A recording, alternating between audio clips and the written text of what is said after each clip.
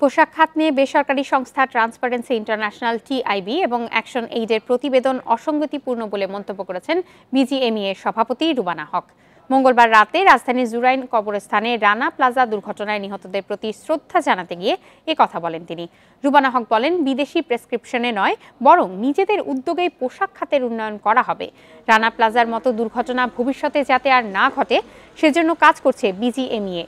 পোশাক খাতের কোনো প্রতিষ্ঠান ইচ্ছাকৃত ঋণ খেলাপি হলে তাদের বিরুদ্ধে সংগঠনের পক্ষ থেকে ব্যবস্থা নেওয়ার আশ্বাস দেন সভাপতি।